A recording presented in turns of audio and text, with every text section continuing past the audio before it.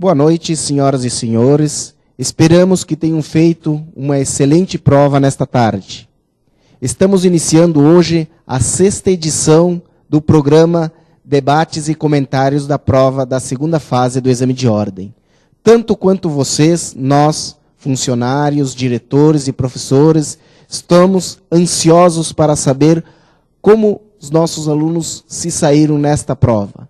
Trata-se de um desafio não só para os alunos, mas para a instituição também alcançar altos índices de aprovação. E por isso hoje estão aqui alguns professores para discutir e comentar as provas que recém foram aplicadas a vocês.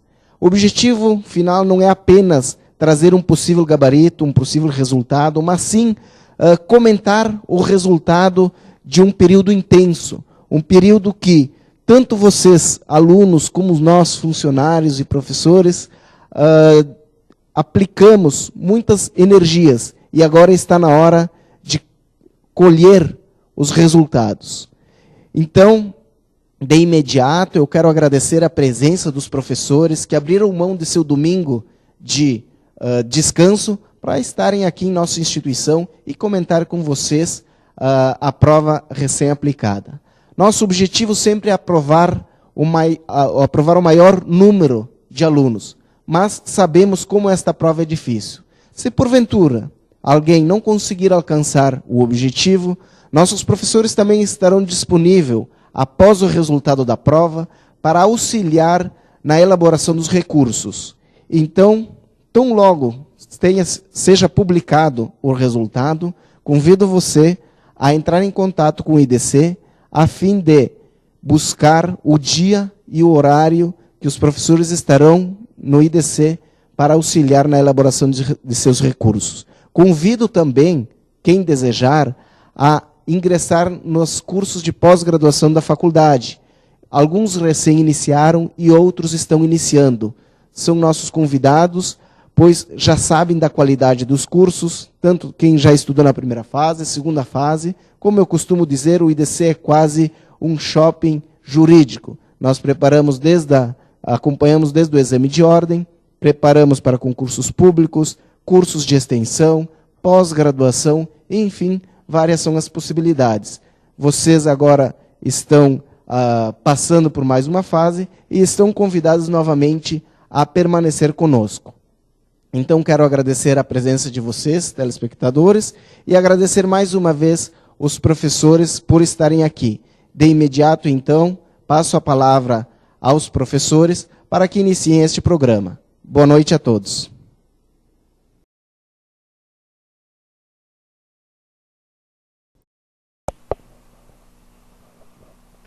Bem, boa noite aos nossos alunos. Estamos aqui para fazer o comentário da prova prática de processo civil da OAB.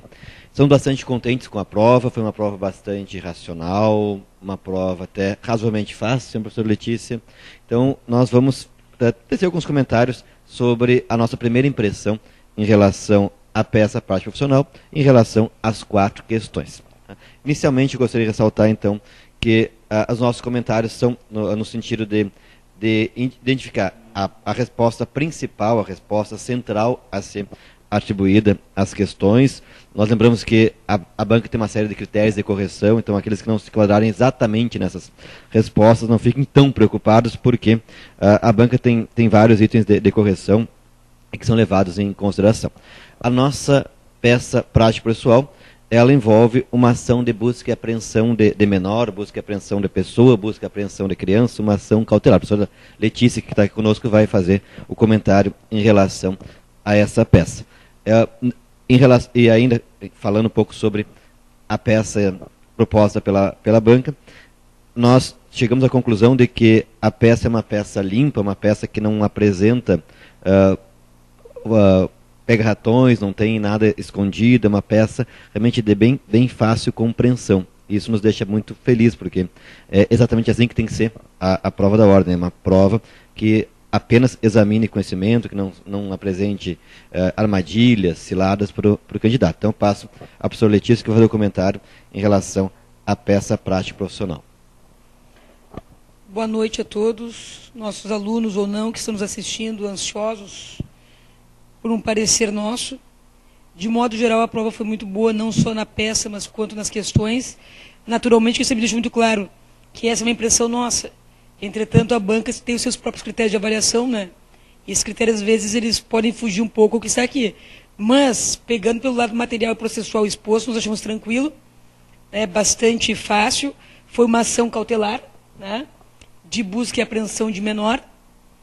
E uma coisa que eu tenho que referir, mais uma vez, né, esses chutes que cursinhos e todo mundo dá, não caiu as peças, não caíram, né, as sugeridas de sempre. Isso mostra que você tem que estudar independentemente. E lembrando, se eventualmente alguém não fez essa peça, que na última prova, mesmo que não fez a peça correta, teve a prova corrigida, né? Então não é um caso de desesperar até que saia o resultado final. Eu sempre digo, quem é que sabe que foi aprovado ou não? Aquele está com o nome na lista da OAB. Na última nós tivemos peças erradas, mas que foram corrigidas, porque foram os critérios do espelho corrigidos, né, professor Tadeu? Exatamente. Então, vamos lá com muita calma. Bom, então uma cautelar de busca e apreensão do menor. A autora, a mãe, a Joana, o réu, o pai, o Flávio, aquela qualificação que nós vimos, né, com qualificação completa, com os dados que não tem preencheram com 3 pontinhos. Depois, com o pedido liminar, né, da cautelar, né, específico próprio da cautelar. No fundamento, usar os fundamentos do ECA, da Constituição, o menor interesse do menor. O que mais? Nos pedidos, pedir intimação do IP, pedir a busca e apreensão do menor e dos documentos também, porque a família acabou aprendendo os documentos, ainda que a gente não saiba se de repente cai, né, no espelho da banca. E o foro também, o foro do pai, o foro do réu, né, e onde também está o menor. O valor da causa é inestimável, porque não tem um conteúdo econômico aqui nessa causa. E uma ação principal, vocês deveriam comunicar ao ajuizamento, que nesse caso seria uma regulamentação de guarda, né? Já que a mãe tem a guarda fática. Então esses são os principais argumentos, né? Dividir a peça, pedir a liminar, pedir a citação em 5 dias, se trata uma cautelar. Então uma peça bastante tranquila. Eu gostaria de acrescentar em relação ao comentário da professora Letícia, o aspecto relativo ao nome da peça. Muitas vezes o nosso aluno fica preocupado se acertou exatamente o nome da peça.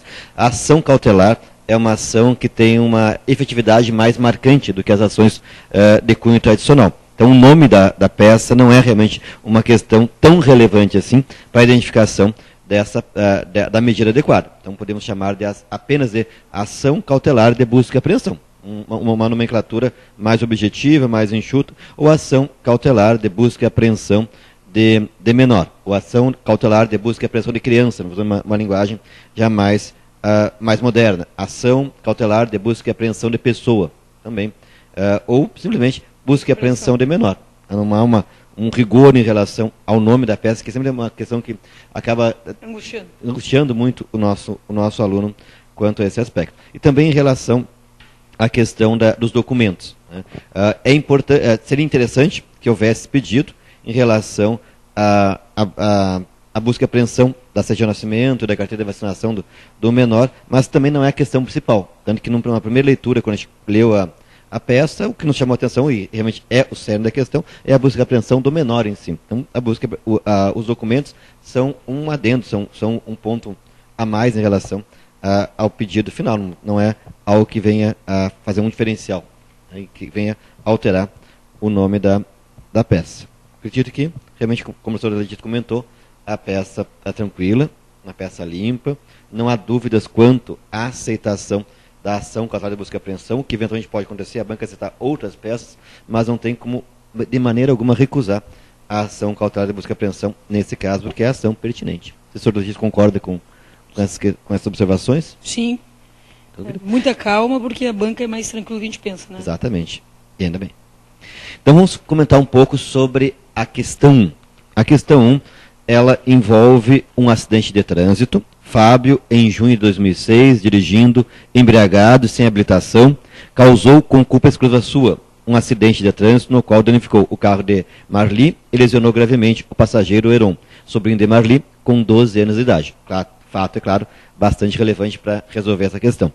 Logo em seguida, no mesmo mês, pretendendo resguardar seu patrimônio de uma possível ação judicial a ser tentada por Marli e o Heron, para compensação dos danos sofridos, Fábio transmitiu todos os seus bens gratuitamente a Antônio, um amigo de longa data, que mesmo sabendo da intenção maliciosa de Fábio, concordou em auxiliá-lo.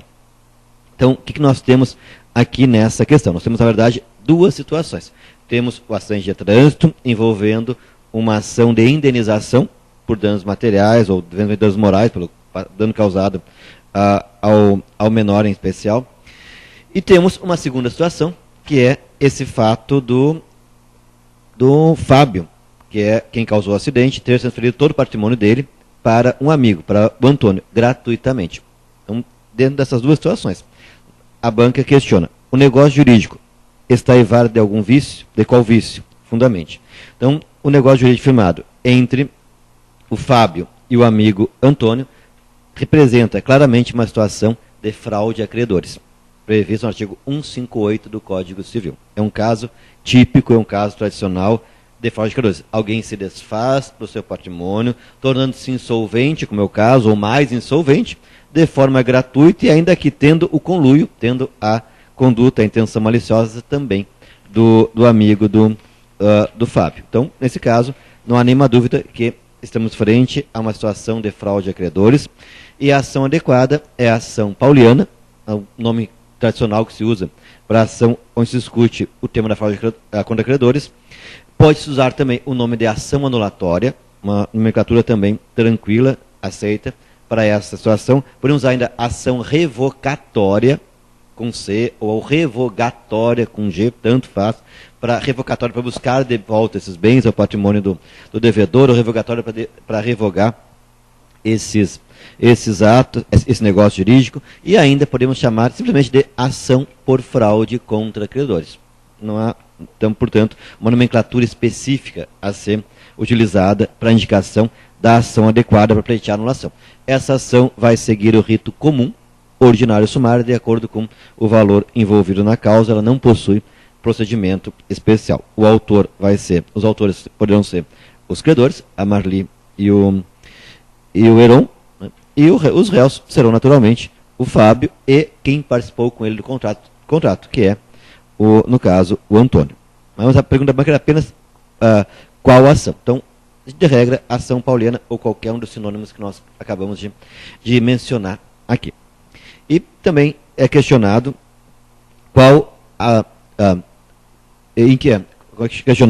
se em junho de 2011 já teria escoado o prazo, tanto para Marli quanto para Heron, ingressarem em juízo. Então, como nós temos uma ação de indenização por ato ilícito, o nosso prazo é aquele previsto lá no artigo 206, parágrafo 3º, inciso 5 do Código Civil, ou seja, o prazo de prescrição de 3 anos a partir da ocorrência do fato, a partir do momento do fato. Como já teria decorrido mais de 3 anos em relação a Marli, que aparentemente é alguém capaz, já teria escoado o prazo de prescrição pela pleitear alguma indenização em junho de 2011. Já em relação ao Heron, o sobrinho que sofreu danos em função do acidente, como ele conta com 12 anos de idade, ele é absolutamente incapaz. E nós temos uma regra do artigo 198, inciso 1 do Código Civil, que diz: contra aqueles que forem incapazes em termos absolutos, não corre prescrição. Não começa a contar a prescrição, que vai só começar quando ele completasse 16 anos. Então, em relação a ele, não haveria nenhum problema quanto a essa prescrição. Então, são 3 as questões. A primeira, o negócio jurídico está eivado de algum vício? Sim, eivado de fraude a credores. Com a ação adequada, ação pauliana, ação anulatória, ação revogatória, ação fraude a credores. E, sim, em junho de 2011, já teria escoado o prazo. Sim, para Marli, não para o Heron, porque ele, sendo incapaz de absolutos, só comecei a contar a prescrição quando completasse 16 anos. Então, estaria ainda dentro de um prazo para pleitear o reconhecimento do seu direito. Essas seriam as respostas adequadas para a questão, uma questão realmente também tranquila, uma questão que não apresenta mais dificuldades, uma questão típica de prova da ordem. Não é a primeira vez que aparecem questões envolvendo fraude de credores. Nós trabalhamos em aula com questões anteriores de fraude de credores em provas passadas. Então, é um tema que vem se repetindo e sem maior surpresa. Se o professor Letícia concorda com essas respostas? Sim, bem tranquilo. A questão também do incapaz, não correr prescrição. Quantas vezes trabalhamos em sala de aula? Sim. Então, bem boa questão. Vamos agora trabalhar com a questão 2. Paulo, maior, capaz, e Eliane, maior e capaz, casados pelo regime da comunhão parcial de bens, no ano de 2004. Nessa ocasião, Paulo já havia herdado, em virtude do falecimento de seus pais, um lote de ações na Bolsa de Valores, cujo montante atualizado corresponde a 50 mil. Sendo certo que Eliane, à época, não possuía bem em seu patrimônio. No ano de 2005, nasceu João, filho do casal. Em 2006, Paulo vendeu as ações que havia recebido e, com o produto da venda, comprou um automóvel de igual valor. Em 2007, Paulo foi contemplado com o prêmio da loteria, no valor atualizado de 100 mil, que se mantém depositado em sua conta bancária. Agora, no ano de 2012, o casal, pretendendo se divorciar mediante lavratura e escritura pública, decide consultar um advogado. Na condição de advogado consultado por Paulo e Eliane, responde os itens a seguir empregando os argumentos jurídicos apropriados e a fundamentação legal pertinente ao caso. Bom, aí eles fazem duas perguntas, né? A primeira delas, pode o casal divorciar-se por meio de lavratura e escritura pública? A resposta é não. E o motivo do não é porque eles têm um filho incapaz. Vejam, eles se casaram no ano de 2004, no ano de 2005 nasceu o filho e agora em 2012 ele pretende se divorciar. Portanto, a criança conta com 7 anos de idade, incapaz, e o artigo 1124-A do CPC, ele proíbe, então, o divórcio por meio de lavratura e escritura pública quando houver filho incapaz. Se eles quiserem o divórcio, tem que buscar o que? A via judicial, né, para promover o divórcio. E a pergunta da letra B, a respeito da partilha de bens do casal. O que fica com Eliane, o que fica com Paulo, como é que faz a divisão? Bom, no que diz respeito ao veículo, é bem claro o artigo 1659, inciso 1, que o veículo é só dele. Por quê? Porque ele converteu o produto de uma herança que ele havia recebido em virtude do falecimento dos pais na compra do automóvel. Então ele acabou subrogando um bem no outro. E logo esse bem fica só para ele, que é o veículo. Já em relação ao 100 mil da loteria, é o artigo 1660, inciso 2 do Código Civil, que fala que os bens, né, havidos em virtude de fato eventual, que nesse caso é a loteria, entra para o monte comum de bens do casal e eles têm que dividir. Então a resposta ficaria o quê? Olhem bem, quanto ao veículo que ele converteu, é só dele, pelo 1659.1. Quanto à loteria, que ele ganhou 100 mil reais, divide com ela pelo 1662, que é o chamado fato eventual. Poderiam ainda completar mais a resposta, dizendo que se houver demais bens, né, que não sejam só dele, né, ou só dela, como situação narrada, então, como são surgidos após o casamento, eles dividem, né, fica metade para cada um, em virtude do regime da comunhão parcial de bens. Uma questão também bastante simples, é claro, que se a pessoa não soubesse de repente o que é o fato eventual, fica um pouquinho complicado. Mas, tirando isso daí, até mesmo porque vendo o 1659.1, que não consta ali a loteria, né, como uma exceção daqueles bens que não entram na divisão, já dava então para responder a questão. Então, professor Tadeu. Perfeito. Questão tranquila, bem questão típica da prova da OAB também, nada de especial, né? Vamos então para a questão 3. A questão 3, ela cuida do processo de execução. Uma matéria também bastante recorrente na prova da OAB. Então, o banco, dinheiro a todo instante S.A., propôs ação de execução baseada em título executivo extrajudicial, em face de José Raimundo dos Santos, no valor de 15 mil reais, distribuída em 16 de julho de 2010. O executado possuía alguns bens, entre eles 2 automóveis, uma pequena lancha, um único imóvel, além de investimentos financeiros. Prosseguindo a execução, a instituição financeira pleiteia ao magistrado, nos termos do artigo 655-A do CPC, a penhora online dos ativos financeiros existentes em nome do executado.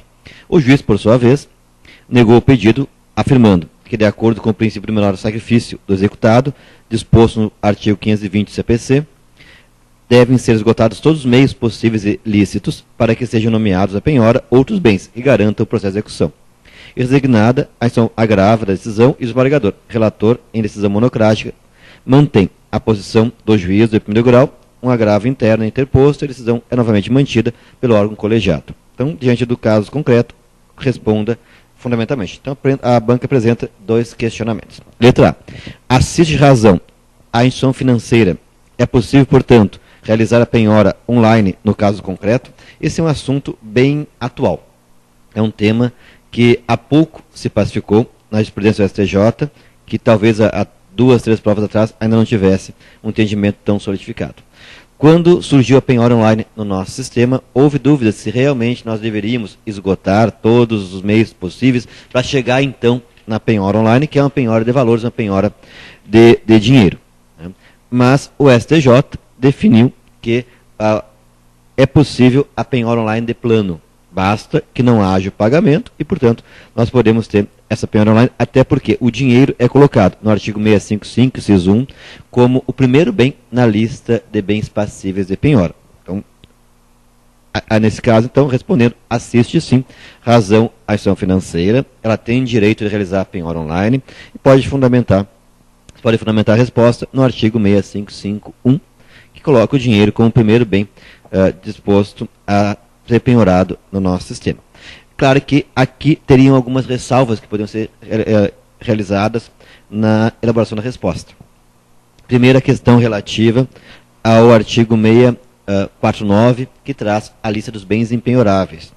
E ali nós temos como bens impenhoráveis os salários, os rendimentos, os vencimentos em geral, e a poupança até 40 salários mínimos. Então, se eventualmente esse valor ficar compreendido em uma dessas situações, como rendimentos ou como poupança até esse valor, ele não é passível de penhora, é pelo 649, inciso 4 CPC, não passível de penhora. Bom, mas isso tem que ser provado pelo executado. O executado é que deve provar que esses bens, esse dinheiro se refere a esse tipo de verbo e, portanto, não seria passível de penhora. Como a banca utilizou a expressão investimentos financeiros, dá a entender que não está se referindo a valores referentes a salários, a vencimentos, e nem se referindo à poupança, que também não é entendida como um investimento financeiro na linguagem dos nossos tribunais. Então, aparentemente, seria assim, possível realização dessa penhora. Não podemos esquecer que, apesar de na execução nós termos claramente o princípio da execução, seguir o menor gravame possível para o devedor, o princípio maior da execução, o mega princípio sobre o princípio da execução, é a busca da satisfação do credor. É isso que norteia a execução, é por isso que existe a execução para satisfazer o credor. E os demais princípios da execução têm que se adequar a esse, que é um princípio maior. Portanto, a resposta mais adequada é essa. Assiste razão ao banco, ele tem direito de realizar essa penhora online, no caso concreto. E a letra B questiona, admitindo que não haja obscuridade, contradição ou omissão no acórdão, que julgou o recurso de agravo interno interposto pelo banco, em que assistam precedentes em sentido contrário em outro tribunal do país. Qual seria o recurso cabível? Fundamente indicando o dispositivo legal pertinente.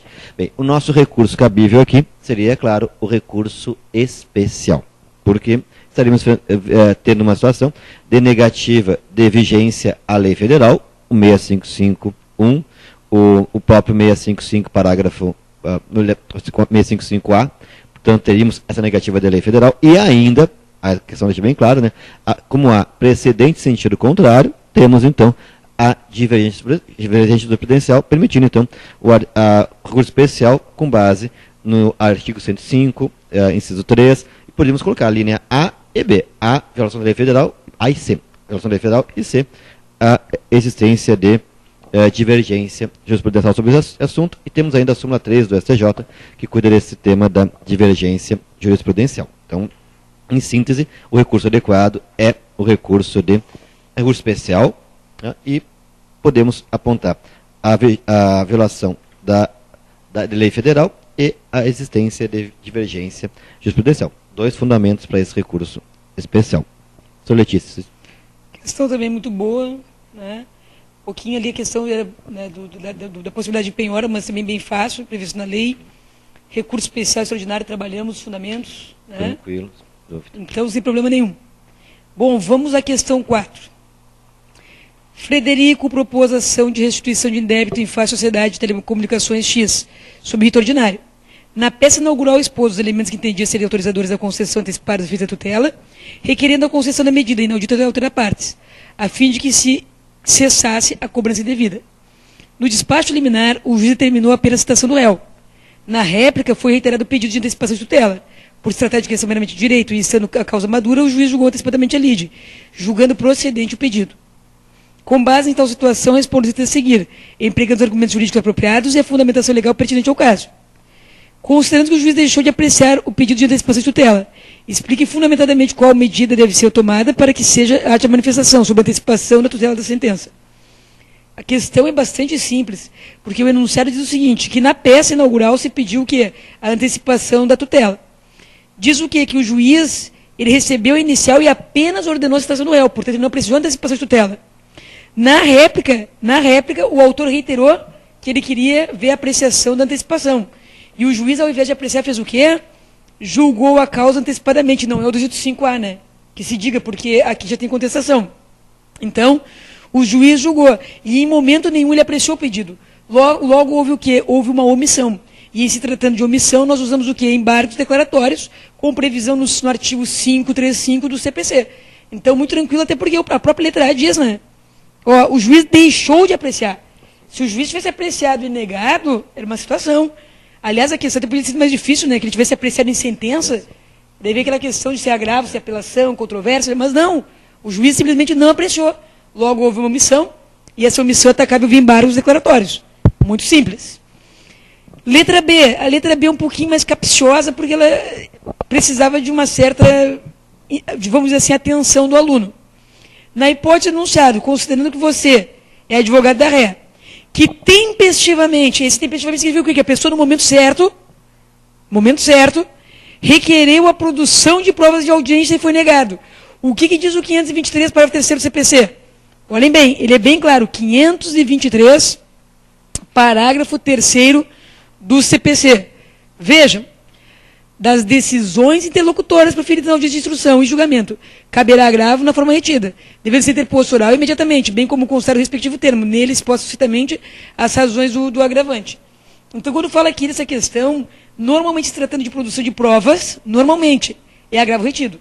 Claro que aqui não fala que é audiência de instrução e julgamento, né? Fala só audiência. Mas como a matéria probatória se entende como geralmente o agravo retido, e eles falam ali do tempestivamente mencionar a audiência, o que a banca provavelmente queria dizer seja o seguinte, seja agravo na forma retida. E aí eles dizem assim, ó, o que foi negado pelo julgador antes da aplicação do 330, ou seja, foi negado antes, provavelmente na audiência, do CPC, aponte qual medida jurídica deve ser tomada a fim de questionar tal negativa, descrevendo o prazo para ajuizá-la. Então, olhem bem, a resposta mais adequada diante do que eles estão colocando aqui, até mesmo induzindo essa questão, seria reiterar o agravo retido, porque já que ele foi feito oralmente na audiência, de acordo com o 523, parágrafo 3º, caberia sua reiteração. Reiteração em que prazo? No prazo da apelação das contrarrazões, que é o 523 caput. Na modalidade do agravo retido, o agravante requererá que o tribunal dele conheça preliminarmente por ocasião do julgamento da apelação. Não se conhecerá do agravo se a parte não requerer expressamente nas razões ou na resposta à apelação sua apreciação pelo tribunal. Então, o caput, para primeiro, deixa bem claro o quê? Que deveria se reiterar esse agravo retido, eventualmente feito em audiência. E como a banca não referiu nenhuma questão de grave lesão, realmente o pressuposto é que é agravo retido em audiência. Mesmo que não seja em audiência, porque não fala que esse julgamento, se ele foi feito posteriormente, em algum momento, por petição, da mesma forma, a pessoa tem que reiterar na apelação ou nas contrarrazões de julgamento. E como nesse caso, eles dizem que vocês são advogados do réu, e o réu perdeu a ação, porque a ação foi procedente, vocês, na condição de advogados, no prazo da apelação, portanto de 15 dias, devem preliminarmente pedir o quê? O julgamento do agravo retido, que é o que parece oral por sem audiência. Mas como eles não dizem, de qualquer forma seria agravo retido, e também tem que reiterar. Essa alternativa B é confusa, né? Ele é mal elaborado. Eles não quiseram deixar claro, eles escondeu o jogo. Na hipótese do enunciado, considere ser você o advogado da ré, que tempestivamente requereu a produção da prova em audiência, que foi negado pelo julgador antes da aplicação do artigo 331 do CPC. Não diz exatamente que foi negado em audiência. Está partindo do pressuposto, pela lógica, que foi negado em audiência, mas não diz expressamente negado em audiência. E fica aponte qual medida jurídica deve ser tomada a fim de questionar a tal negativa, descrevendo o prazo para ajuizá-la. Mas de qualquer maneira a resposta é uma só, reiterar em apelação, né? Reiterar em apelação. Agora pode ser seja o agravo retido feito em audiência ou não, né? Porque ou eles não dizem. Exatamente. Agora o que fica meio confuso é que eles falam assim, o juiz aplicou o 330 inciso 1, por entender que é matéria de direito, né?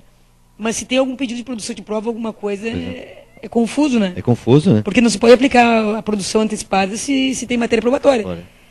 Então, a questão foi a mais mal elaborada, mas mesmo assim não deixava dúvida sobre a medida cabível, né? Sim. Ainda que no meio, para chegar a ela, Pra se chegar quer a ela. usar mais de um A prova raciocínio. poderia ter sido um pouco mais detalhada, mais Mas dá a impressão narrativa. que eles quiseram justamente deixar o aluno ficar imaginando. Né? Ir lá para o artigo 330, no CPC, ver que situação é Exato. essa e fazer toda a construção. Mas, num modo geral, é uma prova muito boa, né? Muito bom.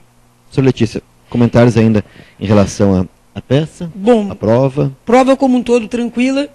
Nós temos certeza de que vocês todos estavam bem preparados, que essa prova, especialmente para quem se preparou conosco, pelo que nós conhecemos o aluno, que nós avaliamos, vocês tinham plenas condições de se sair muito bem nessa prova. Vocês estavam preparados para todo tipo de peça, ainda que inculcados com algumas mais do que com outras, certamente.